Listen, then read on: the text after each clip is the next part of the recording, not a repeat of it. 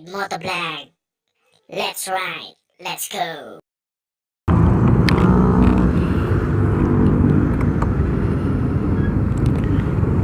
Okay, let's go. What's up mga paps, mga brad? This is Grey Ride Motovlog. Kamusta kayo? This is my hot vlog. Dahil sa katanghaliang tapat. Hapon na ba? Ay, hapon na ata. Alas 3 na. Hapon. Napakainit. At napakainit din ang pag-uusapan natin sa vlog na to. Yes! Pero bago ang lahat, at ngayon din, ano ba yung mainit na pag-uusapan natin? Ito na yun. Yung tungkol sa chug. Ayan o. Chung! Double plaka beer. Yan. Yan naman sa pinatupad ng mga ano natin, mga sa Senado na pinirmahan ng ating Pangulo. Yan. Totally na ano na to, na-approve nila. Na-approve nila. Pero ayun nga, sa mga ganyan na sa bandang mga politician, tayo kasi ano ako neutral ako dyan yan. Neutral ako, wala akong pinapanigan o anuman. Maganda yung ano nila o anuman, pero hindi talaga natin maiwasan, di ba? Hindi talaga natin maiwasan na meron tayong mga comment, may masasabi tayong mga ano, di ba? Lalo yung mga nakikita natin sa social media, di ba? Marami silang hinaing tungkol nga dito sa double plaka na to. Hindi lang kasi ito basta-basta double plaka. Double plaka na mas pinalaki kaysa doon sa original na plaka. Oo. Ano yung mga hindi sa akin galing to sa kanila, sa mga ka-rider din natin, sa lahat ng mga nagra-ride, sa mga lahat na mga nagmumotor. Halos ito rin kasi yung ano nila mga sinasabi nila, 'di ba? Una, yung sabi nila, bakit pa magpapatupad ng double plaka? Yung unang plaka pa lamang hindi na ma-release. Tapos pinalaki pa nila yung plaka. Okay, yan ang sabi ng rider. Yan ang sabi ng mga rider, di ba? Ano pa? Sabi nila, yung sa front na double plaka, ayos naman sa hulihan okay, malalagay. Ang problema, yung sa harap, dahil sa iba-iba yung displacement ng motor, iba-iba ang may mga scooter, may underbone, may big bike, di ba? May KTM, ayun KTM. Wow, ganda. Dahil nga, diba, saan naman nila ilalagay yun? Katulad dito sa akin, diba, itong scooter natin si Gray, saan mo ilalagay yun? Tapos ang laki. Ang problema doon, matatabunan yung headlight. At saka ang baduy, tignan talaga. Parang Jejimon, parang baga. Basta hindi ano sa mga rider yun. Doon sila na apektuhan. Hindi doon sa hindi doon sa pagsukpo ng mga krimen. Okay naman yun na pagsukpo ng mga krimen. Yun nga lang, sabi nila, hindi naman ito yung solusyon. Maraming mga idea ang mga rider natin na maging solusyon. Hindi lang nila maintindihan bakit laging mga motor ang pinag-iinitan nila. Alam natin na alam natin na yan ang ginagamit ng mga pumapatay, mga namamarel, di ba? Yung mga natawag ng riding tandem. riding motor, riding in tandem. Ginagamit nila motorcycle, single. Yan. Kaya yun yung ini-implement din ng mga sa government, di ba? Pero mamaya palakayin natin sa government para maging patas. Di tayo ngayon ano pa ba yung inaano ng mga tag dito, mga kapwa nating kagulong, mga ka-rider. Ayun pa, isa nun, ngayon tagal na daw ng plaka nila nung una, wala pa rin nire-release ang LTO. Ngayon nagpagawa ang LTO, nag-record sila ng temporary. Ngayon sino ang gumastos? Yung kapwa rider natin. Ngayon kung gumastos ang kapwa rider natin, paano naman dito sa double plaka? Di ba? Hindi ba ito sagot ng LTO? Hindi ba i-release ng LTO to? Ayun nga, di ba? Kung ganyan nga lang na kapwa rider pa rin natin ang gagastos, nako, nagkakaproblema tayo dyan. Hindi sa kanila, di ba? Hindi naman kasi lahat ng kapwa rider natin may kaya. I mean, hindi naman sa pang sapat lang yung panghanap buhay nila. Kumbaga, yung natiling motorcycle na yun, pinag-ipunan pa rin nga nila yun para mabili nila di ba? Mahal din ang motorcycle. Tapos ganyan dadagdag yung mga expenses na katulad na ganyan. Mahirap, di ba? Hindi sa natin, talagang meron tayong parang reklamo. Yan. Pero ayun nga, ano pa ba yung hinaing ng mga ka-rider natin? Marami tungkol dito sa double plaka bill. Ayan, katulad nga niyan na sila na nangangamba rin. Bakit? Kasi baka pwede rin kasi itong gawing kutungan ng mga ng mga ating enforcer, police, LTO, MMDA, lahat ng mga pwede nilang gawin itong kutungan o ba't walang ganun, huli, di ba? Tapos isipin pa, running tandem ka, yan, ka na, kawawa naman, di ba?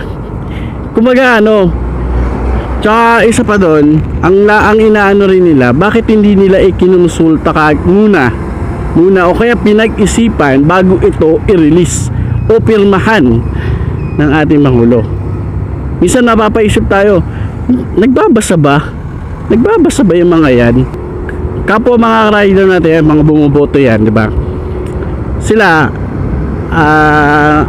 kumbaga minsan sasabi nila, dapat pala hindi ko na binuto yan. At yung iba naman, sinasabi nila ngayon, sa susunod di ko na iboboto yan. Kaya ang iba rin, ganun na rin, di namin na iboboto yan. Yan. Kaya yun yung naging epekto dahil nga sa padalos-dalos, di ba? Hindi pinag-isipan o kaya hindi muna kinonsulta yung mga mas expert sa pagmumotor kung tama ba yung gagawin nila o kaya ito ba talaga yung solusyon doon sa pagsugpo ng mga krimen sa riding and tandem. Ano ba yan? Bulol ako. Ayun nga, napaka-traffic naman dito. Ano ba to? And then marami mga kaya kung may mga kayo, mga kapwa kay rider, comment kayo dito sa channel na to, comment kayo sa videos na to kung ano yung mga, kasi nakalimutan ko pa iba kung ano pa yung mga hinaing nyo, kung bakit ayaw nyo yung double plaka bill, di ba? O dako naman tayo doon sa sa ating gobyerno, ito kasi ang nagpatupad kasi nito si Dick Gordon tsaka si Vicente Soto, di ba?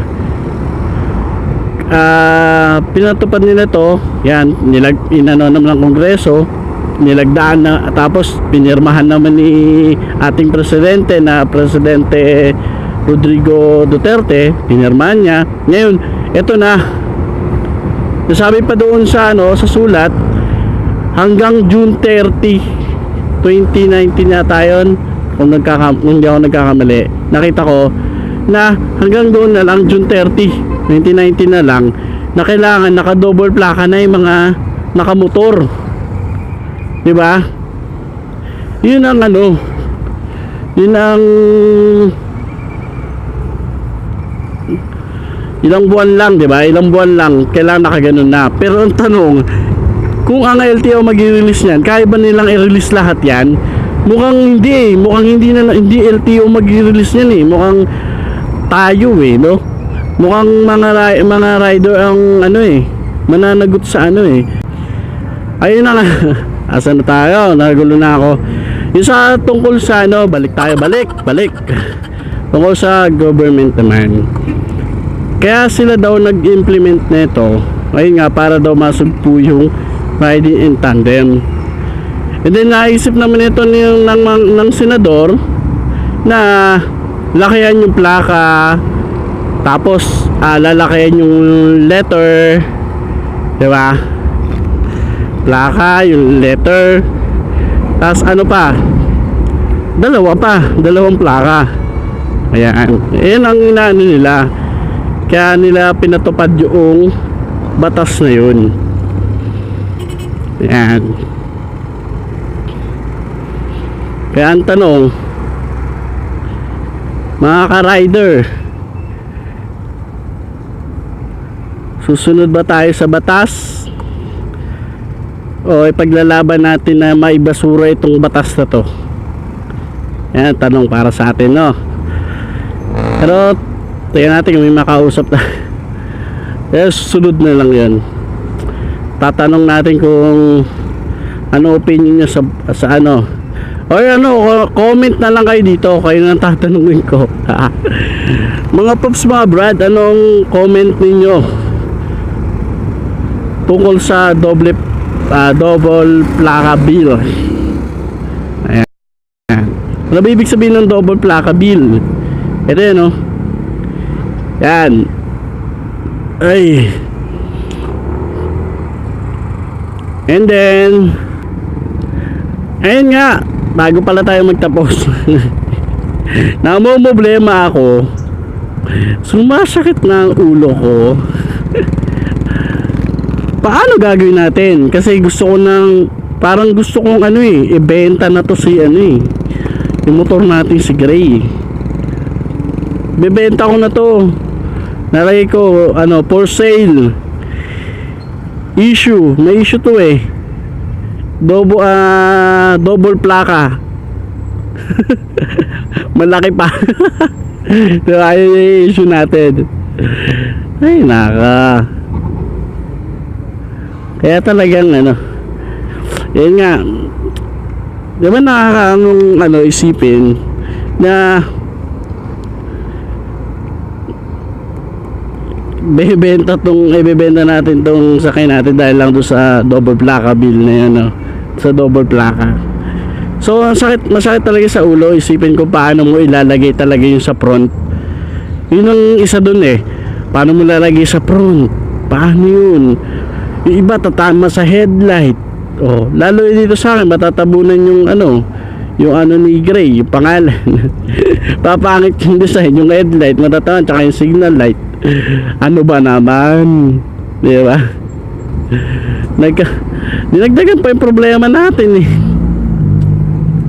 Dami-dami problema kailangan solusyonan, di ba? Pero ayun na nga, balik tayo sa ano. Nasa isip ko may choices tayo eh. Ay nga, sabi ko bebenta to, ang issue double plaka. Sunod, ano nangyari? Sapul yung gulong niya, yung tudon eh, tanggal yung ano. Ayun nga. Ayun, puro ayun na nakatuloy ako, na matuloy-tuloy. Isa pang choice, gawin ko kaya lagyan ko kayang sidecar to. Gawin ko tricycle. Pati ba tricycle naka double plaka? Hindi ko alam eh. Kung hindi, pwede natin yung tricycle na lang to. Ay na, di ba? Para hindi na double plaka. Ayan natin yung tricycle para pangit na itsura. Hindi na natin long drive to. Ay nako. Kaya nga hindi siya, tanong nyo ba yun? Pati ba tricycle kasama? O yung single lang na motorcycle?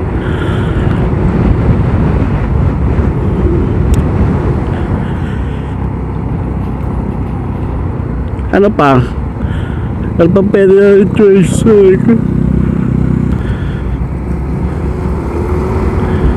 Pero sa palagay nyo mga paps, masusugpo na kayo mga riding tandem kung may napalabas na yung double plaka. Di ba kung riding tandem ka, tiyak din naman gagamit sila ng plakang ganun eh, di ba? Para medyo kasi ang mga magnanakaw, mga hold upper, mga magnanakaw, mga hold upper, mga riding tandem, di ba? Mga pumapatay, hindi naman sila identity nila, di ba? Tago yan, tsaka mautak din yung mga yun. Hindi sila basta-basta lalo na yung mga hitman na naku, pinagagawa nila. Siyempre hindi naman sila papakalala ng identity nila, di ba? Kung mayroong patupad man ng double plaka, mag-suffer dyan lahat ng mga motorcycle lahat ng mga rider. Pero mga tao, yan katulad ng mga riding tandem na yan, mga pumapatay, lalo yung mga hitman, mga mautak yan eh. Tsaka yung mga hitman na yan, talagang walang identity yan, hindi kilala yan, tago kumbaga. Maliban sa tago,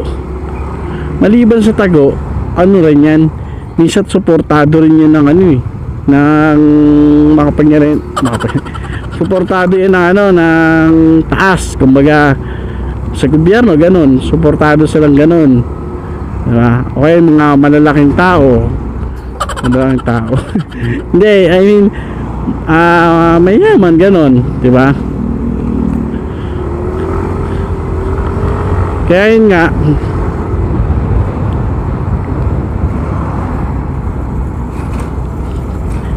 nandito na ako sa may Pulilan. Kaya marami pa rin ang nagsasabi hindi matalino yung nila pag susumiti o kaya pag gawa ng batas about dyan sa plaka. Kasi marami kasing possible maging isa pa din dyan, sayang yung perang gagamitin, di ba? Ang dami-daming pwedeng paggamitan ng pera di ba? Bakit ganun, di ba? Ang daming pwedeng paggamitan, pero nilalaan nila sa sabi natin nonsense o kaya walang kakwenta-kwentang batas, di ba? Aminin man natin o hindi, talagang halos marami dito sa Pilipinas na batas na hindi naman talaga nasusunod. O parang parang baliwala lang. Kumbaga batas siya pero kilala noon tapos biglang wala na. Hindi na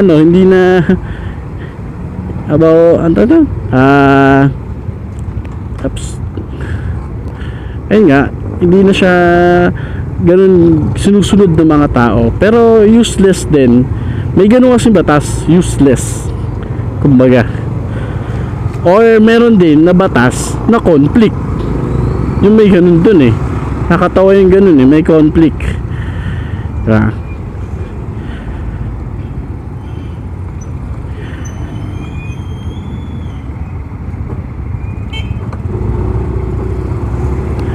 Pero sa taong itong 2019, ano pansin nyo mga paps mga brad?